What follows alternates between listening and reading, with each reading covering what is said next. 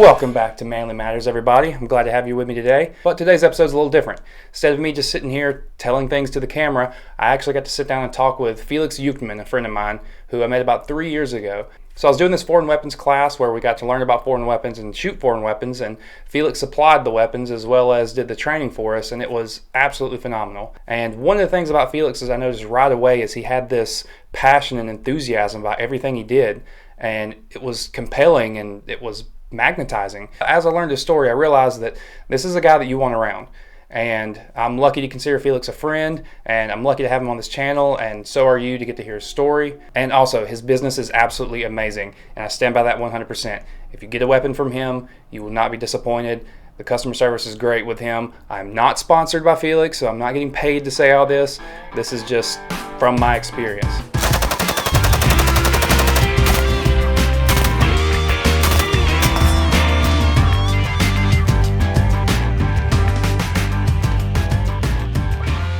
So I'm here with my friend Felex. Felex, how you doing? Hey, how you doing, bud? Good. How about yourself? Excellent. Surviving this zombie apocalypse, in my safe space. This is my safe space from zombie apocalypse. I don't know if you have enough guns. You could probably use one or two more hanging up on the wall. You never have enough guns, but with guns, you gotta have ammo and food. Yeah, that's the truth. So you're a self-made man, and you have such an awesome business. You get to play with guns all day, and I have to say, I personally fired your weapons, and they are absolute gems. I had a blast.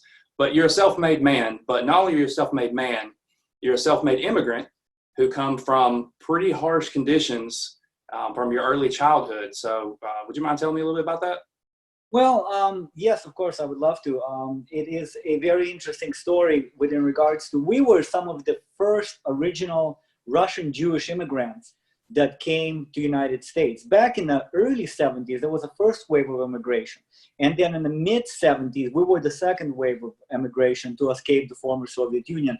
And it was just a tremendous effort, because it's not like being in a free country. You had to do an unbelievable amount of things, paperwork-wise, permissions, to be able to even apply for the permit. And if you were not sponsored by someone from United States or Israel, it was impossible to get out. So the interesting point is that if you were raised and born Russian, you had no chance of leaving former Soviet Union.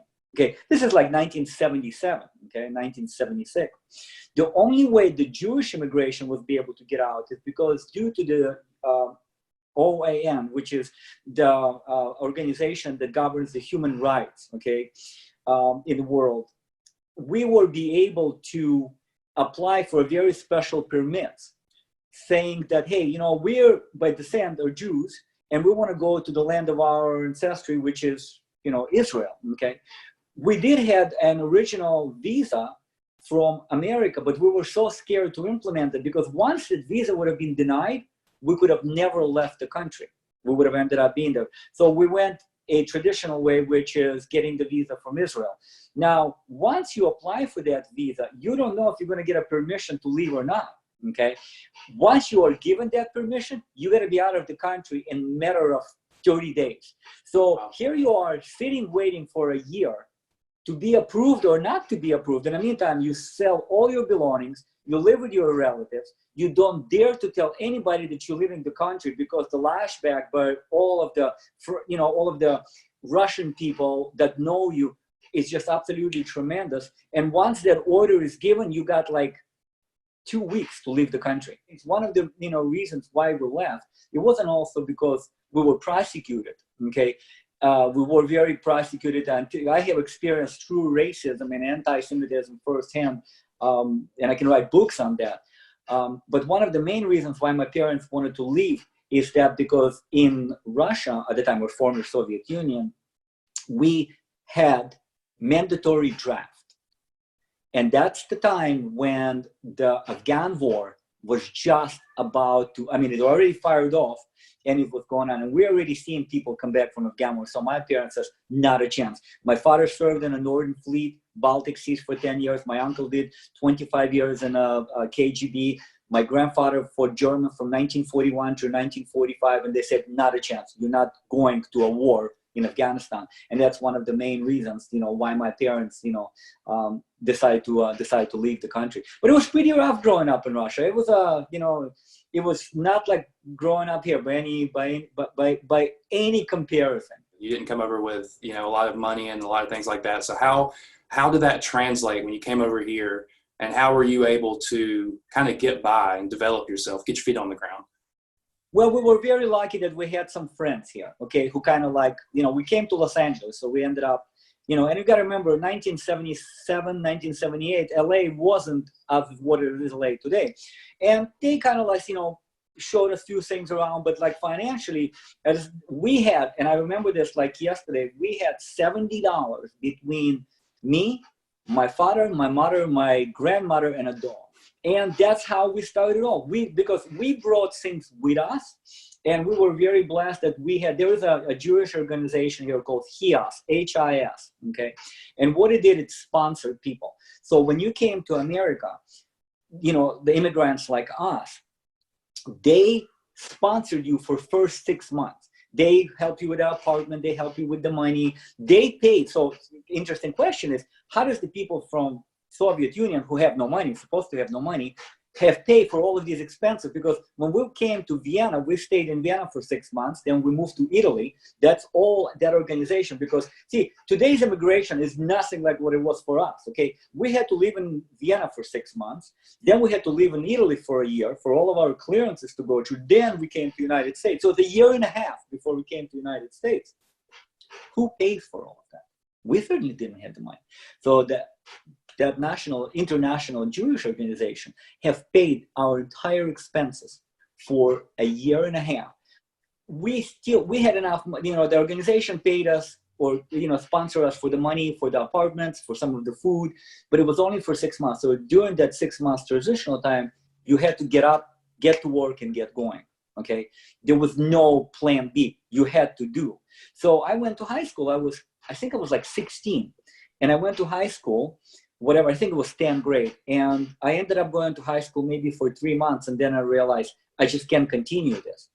I can't just go to school and work. I've never been very of an academical person, okay? I was always on hands, let's do things. So I went out and got a job when I was, 16 years old. And I haven't stopped working since then. So everything that we have gotten in this country, everything that we have been blessed with, we got it by our own 2 hands and our own hard work. So how did I get here? Sheer determination, will of character, and being a man. To us, that's what it means of being a man. It's taking responsibility for yourself, taking responsibility for your actions, not sitting at home in mom's basement and saying, oh my God, I don't speak any English. Turn the TV on and learn the English by watching TV. Not only going to school, not be afraid to have friends and starting to communicate with people, okay? But you had to make a move. You had to do something. I got a job working in a food industry, okay? And I slowly by slowly, I was very fortunate that there were some very good people that took me in there, and I was very fortunate, and I started learning English, and I started making a couple of dollars, and next thing I know, I got into cars. Cars was always my thing, and slowly by slowly, I built my knowledge of experience with cars and engines and so on. Then I got a job in an automotive place. I mean, I had few odd jobs here and there, but then I got a job in one of the oldest machine shops in the Valley, and I worked there for a number of years. Then I opened my own shop, and then it went from there and up and up and up. And, it hasn't been an easy road. It's been, I don't want to sound it like it was so easy just now. It took a lot of determination. It took a lot of, I want to succeed. And it took a lot of understanding what being a man is. It's, to us, people like us, it's really taking a responsibility for yourself, taking a responsibility for your actions, not blaming anyone for anything. If anything happens, we got dropped here with nothing, absolutely nothing. I never been on unemployment in my life. I have never asked anybody for anything. Okay, when I fell, I always fell forward. Okay, not backwards. And I got up. I've done this 3 times in my life. Out of every great failure comes a great success. I have heard that somewhere. Okay, And I can tell you this, I have had multi-million-dollar businesses that have vanished, that because of one circumstance or another, and I had to go back and start over again. And I've done this 3 separate times. And hopefully I don't have to do that again. Okay, I'm to the point of my life that I think I'm good now.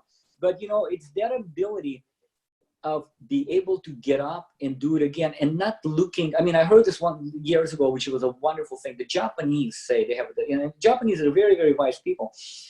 They say, let's not look for a guilty party. Let's fix the problem. And I really took to it. I have a friend of mine, his name is Dr. Lin Fass, okay? A very wealthy man, a man of stature. He grew up in a bayou, okay? Comes from bayou. Put himself through a school, through a medical school, working as a waiter, okay? But today, he can afford to live on the beach in a $5 million house. But nobody gave him anything. That's the kind of a people I admire. Okay, that's the kind of a people that go out there. It's the determination. It's be able to focus and say, hey, I want to achieve that.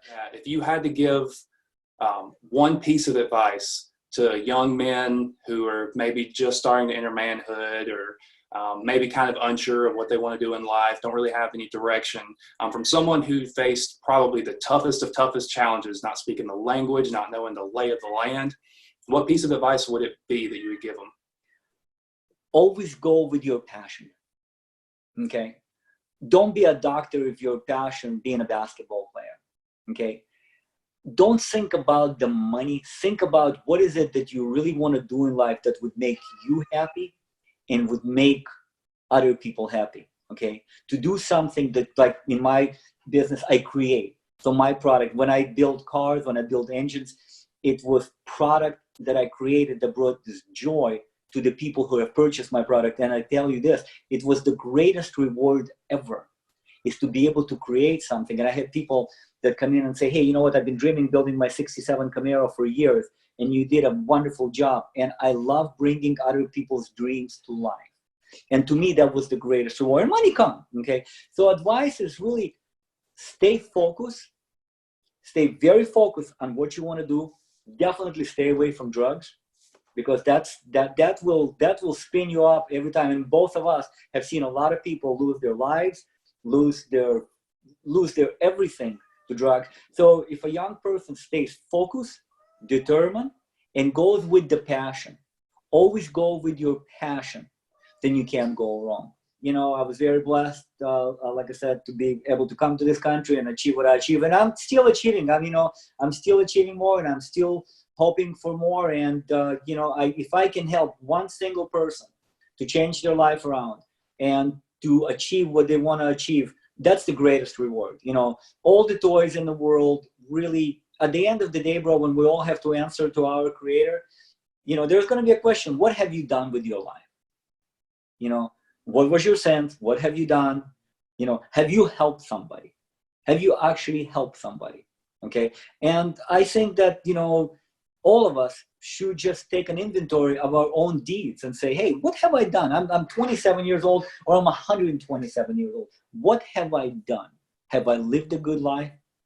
But it's taking a responsibility for your actions and being a man, which is what's the most important thing. It's to be able to say, hey, yes, I screwed up. I am only human. But did you make it right? And that's the most important thing. Give your business a shout out real quick. Let's hear what your Instagram is. Gunpoint Manufacturing.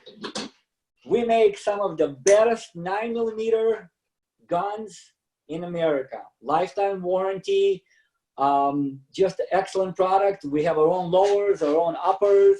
We have custom barrels. We're not a big company. We're not like some of the big names out there. But if you want high quality product with personal customer service, give me a call. I'll be happy to hook you up. Yeah, I had a guy in Florida, Felix. He just he's down in Sarasota area. I bought some stuff from him recently. Really good stuff. I'm actually really happy about it. Thank you, Felix. Thank you, sir. So that interview ended up being almost an hour long. So I just spliced together about 15 minutes of clips. But the good news is I'll be able to release more videos with Felix later. And he also agreed to come back on the channel soon, and I'm really excited about that. Also, I'm hoping to get down to Florida soon whenever this whole pandemic is over and sit down with Felix in person and shoot some really cool guns. I have another interview lined up this weekend with another really awesome guy who's got a lot of great experience and a lot of great wisdom, and I'm really excited about sitting down with him as well. But as always, if you haven't already, hit that thumbs up button, hit that subscribe button, turn on notifications, share it with your friends, share it with your family. Leave me a comment, let me know what you thought, or let Felix know what you thought. He'd appreciate it as well. Until next time, adios.